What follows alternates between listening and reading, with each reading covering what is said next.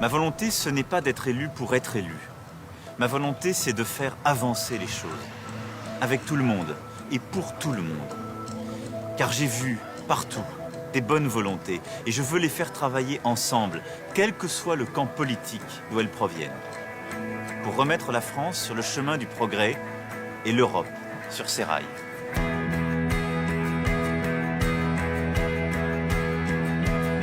Chers compatriotes de l'Hexagone, de l'Outre-mer et de l'étranger, j'ai travaillé comme fonctionnaire, puis dans le secteur privé, avant de m'engager en politique. Je suis aujourd'hui candidat à la présidence de la République. Je veux vous parler aujourd'hui de travail. Car mettre la France en marche, c'est remettre le travail en marche. Ce sont les entreprises qui créent les emplois. Il faut donc libérer l'activité des petites entreprises partout sur le territoire. Il faut libérer les initiatives, l'énergie des start-up, des commerçants, des artisans, des agriculteurs, des professions libérales, des entrepreneurs, notamment en supprimant le RSI. Car je suis le candidat du travail.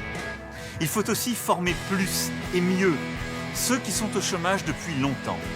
Car ce n'est pas de leur faute.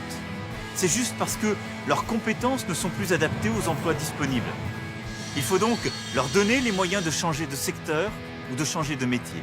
Pour ça, je veux qu'on mette 15 milliards d'euros dans la formation, soit 15 fois plus que l'année dernière. C'est un investissement sur eux, car je crois en eux. Remettre le travail en marche, c'est aussi faire en sorte que le travail ne soit pas un fardeau. Pour redonner à chacun la liberté d'avoir une activité qui lui correspond. Je propose que le droit aux allocations chômage soit ouvert à tous.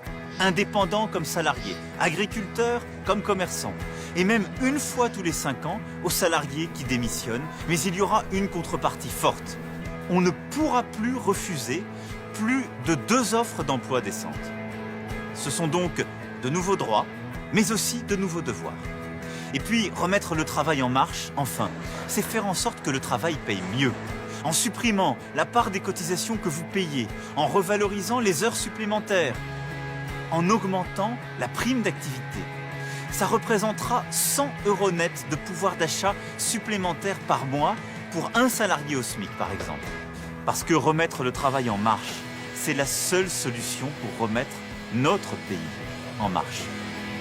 Et cela, je veux le faire.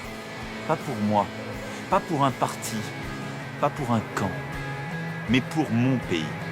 Je veux le faire pour les gens que j'ai croisés tout au long de mon tour de France. Pour tous ceux qui se battent dans leur coin, sans rien demander à personne. Pour chacune et chacun d'entre vous. Mes chers compatriotes, à chaque fois que la France a étonné le monde, à chaque fois que nous avons montré l'exemple, c'était les forces du progrès qui étaient à l'œuvre. Jamais celle du déclin, jamais celle du repli, jamais celle du conservatisme. Alors le 23 avril, votez pour remettre la France en marche.